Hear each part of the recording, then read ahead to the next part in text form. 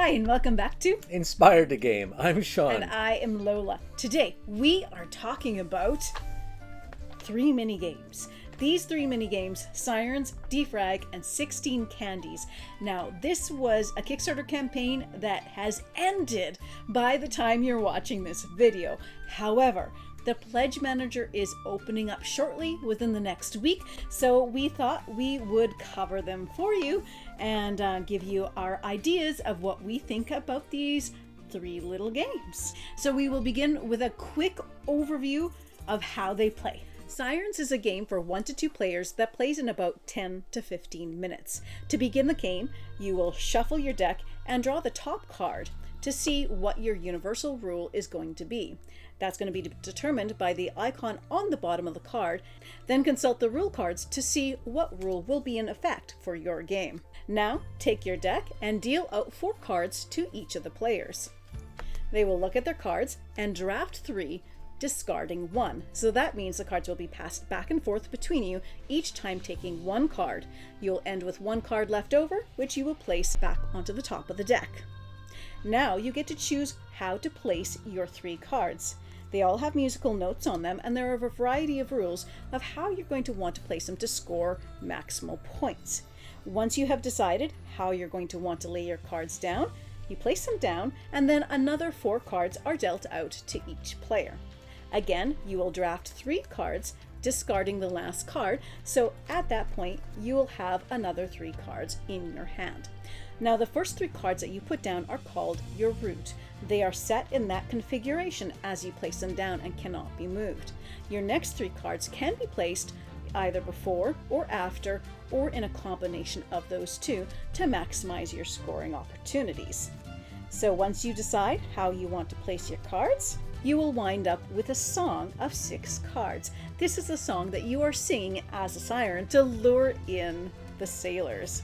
Now you each look at your group of 6 cards and score them based on various scoring rules. Whoever has garnered the most points for this round will get to take the card that was the universal rule card as their captured sailor.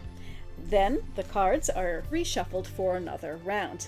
The game continues until one player has captured 2 sailors, and they have won the game. In Defrag, you are working to consolidate file types into a single stack. Each card represents a sector of a hard drive that has an active file type, represented by the icon at the top of the card. At the beginning of the game, you will deal out 8 cards into a grid and 2 into your hand. Each turn, you will take 1 of your cards out of your hand and place it into the grid. Now, depending on how you place that card, you may be able to manipulate cards next to it by rotating them to a different active file type at the top. And then you take the main action of that card, usually moving another card in the grid or a stack of cards with the goal of consolidating them into a single stack.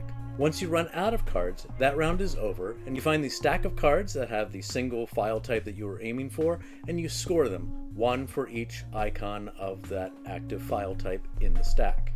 Then you take those cards, and that will become your draw pile for the next round.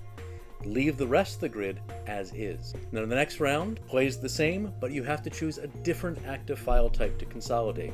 You will do this for 4 rounds for the 4 different file types in the game. At the end of the game, you add up all your points and see how you rank against the scoring chart. Now this is a game for 1 player with a single deck of cards, but if you have 2 decks of cards, you can play with another player either cooperatively or competitively. For 16 Candies, you're going to start the game by giving every person who's playing 16 candies. Or, if you don't want to play with candies, you can use 16 licorice tokens included with the game. Then you will shuffle the deck and deal 3 cards to every player. The rest of the deck constitutes a draw pile, and you'll turn the first card over to be your discard pile.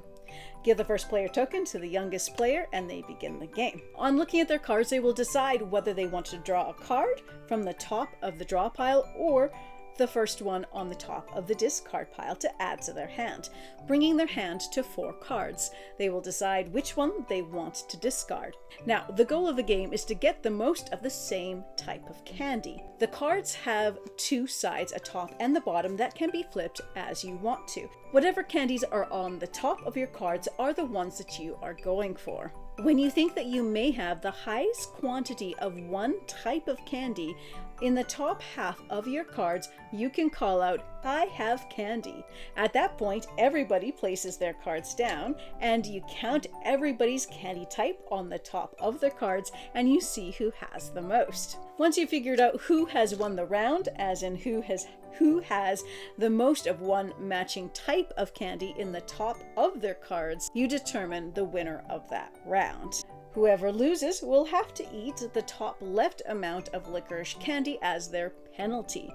If you're using real candy in the game, you can eat that now. If you're using the licorice tokens, please don't eat those. Once it's been determined who's won that round, you shuffle all the cards back together and deal them out and play again until somebody has been eliminated from the game, meaning they have had a chance to eat all their candy and it's all gone. At which point, whoever has the most candy left is the winner of 16 candies. What I first really love about these games is how adorable they are. They're cute little packaging. So it's 3 games. Now, as far as the campaign goes, you can buy 1, 2, or the whole set. They do actually make a really nice set, and I love their size. Now, each of these games plays for about 20 minutes or so. They would be fantastic to take on vacation. And you could take them anywhere. You can fit them in your luggage. You can probably fit them in your purse.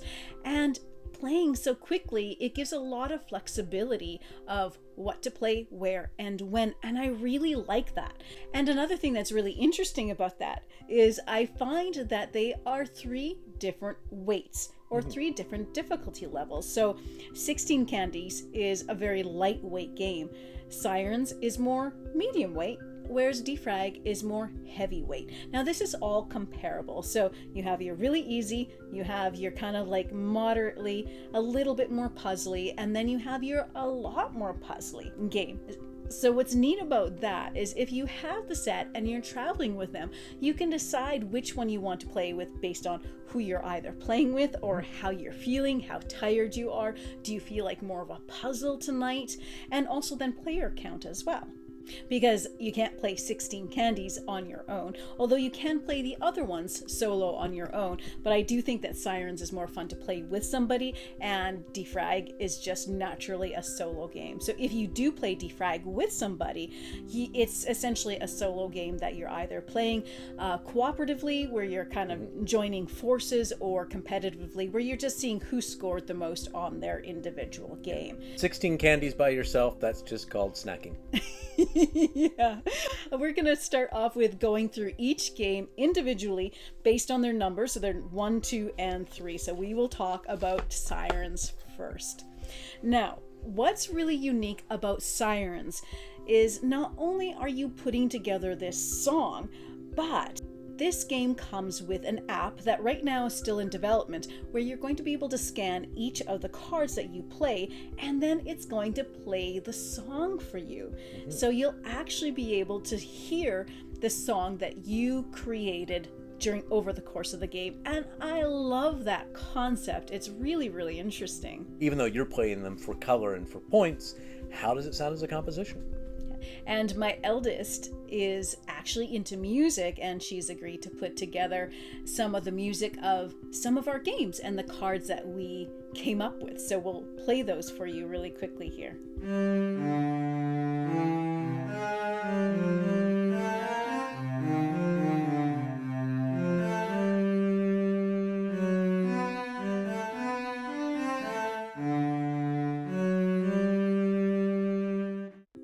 I love the aesthetic of the cards too. The notes, they're beautiful, all the different things on them, and there's a nice little puzzle about this. So it's a simple little game. It plays about 15 minutes.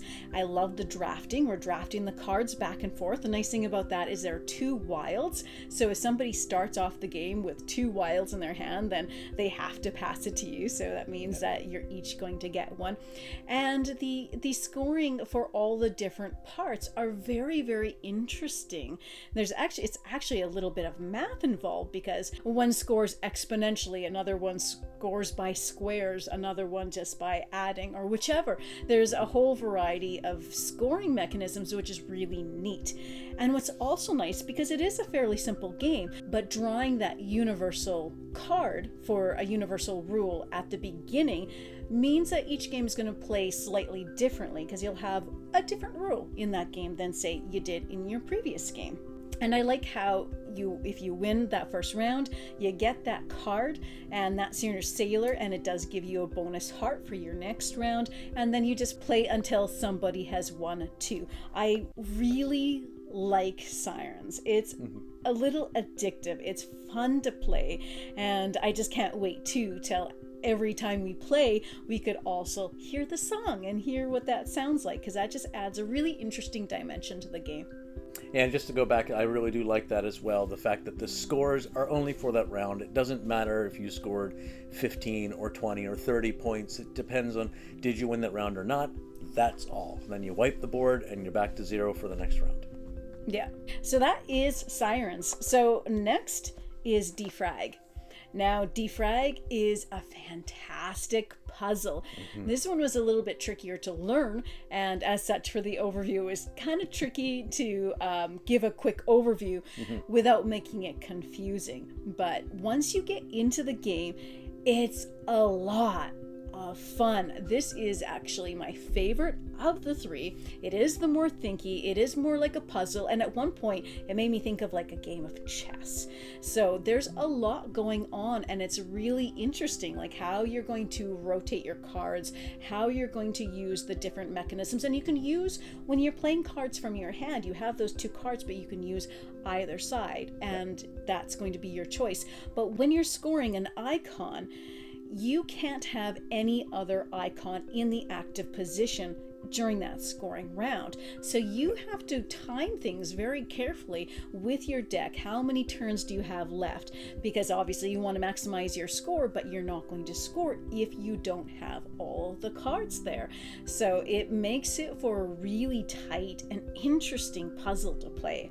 Yeah, so as you get closer and closer to the end of the round, you have to be careful what card you're playing if it has that active icon at the top. And when you place cards from your hand, they have to be in a certain orientation with the defrag window right side up. So you have to be careful as you get later in that round, as you put those cards down.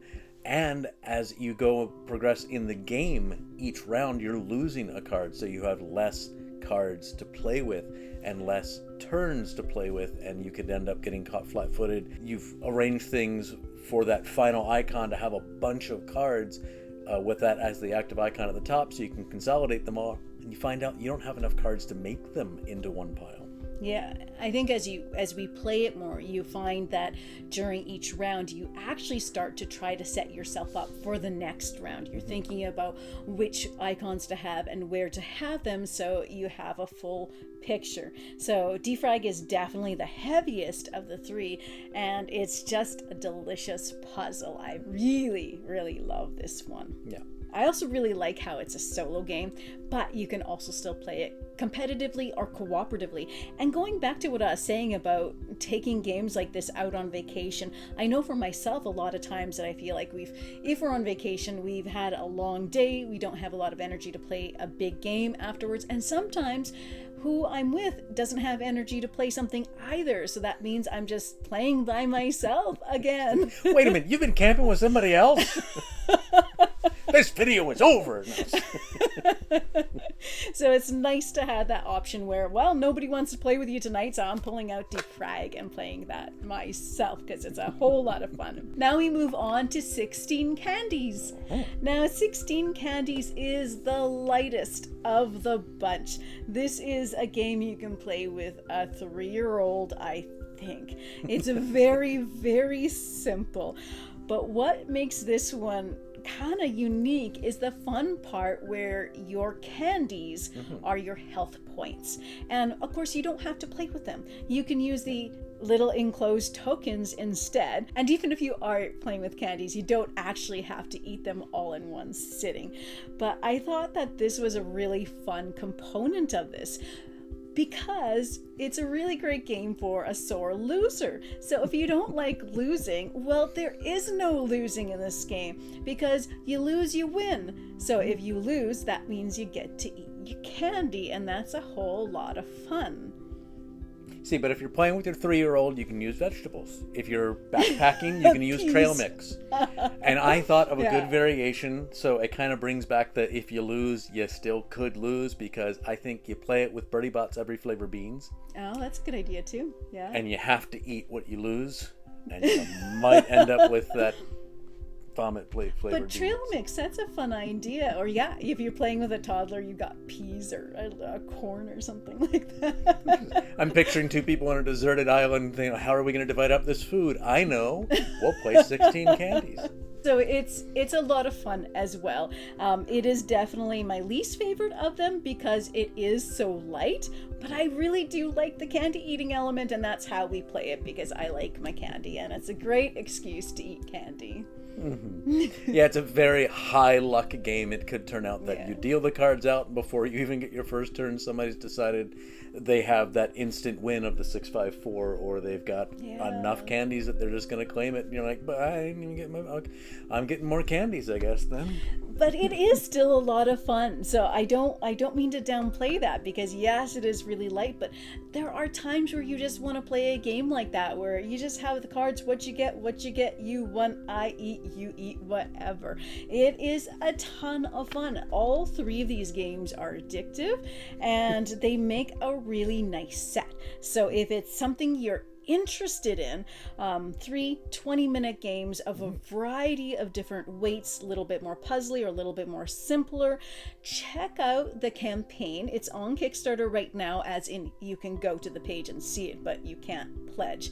But that pledge manager will be opening. We will leave a link to that when it opens up, and you can order if it's something that you think you might be interested in. Thank you so much for watching our video today. If you've enjoyed this content, please watch some of our other videos and consider subscribing to our channel. And as always, happy gaming, folks. I think we're going to be okay.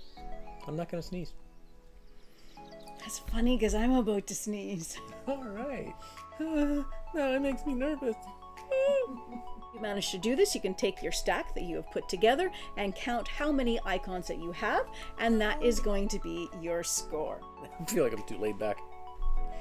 Luckily it follows my face. Daz has got the little He is here. Invoke. Okay. Just start voking. You'll look at the cards, and and if you imagine, that's what's happening inside your computer. A little person sitting at a table going, I don't know how to do this. Just change the graphics, show them that it's all done. They don't know.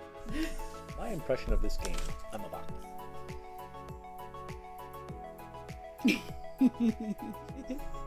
I actually had a lot of fun trying to think of what candy are we going to play it with. Because I didn't want it to be something big, because you have to think, it's like, okay, 16 candies. That's a lot of candies. You know, you don't want big pieces of candy, because that would be just too much to have at once. Not that you have to eat it all at once. You don't have to eat it all at once, but you want to eat it all Play at this once. one with your kids right after Halloween.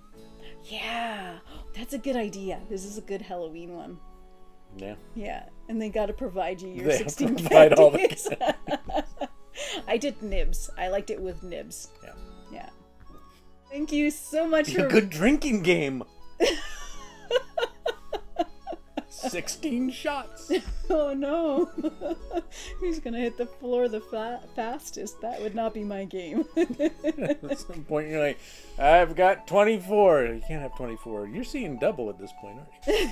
Thank you so much for watching today. If you like this content, check out some of our other videos and consider subscribing to our channel. And as always, happy gaming, folks. You could play it with puppies. 16 puppies per person. That's a lot of puppies.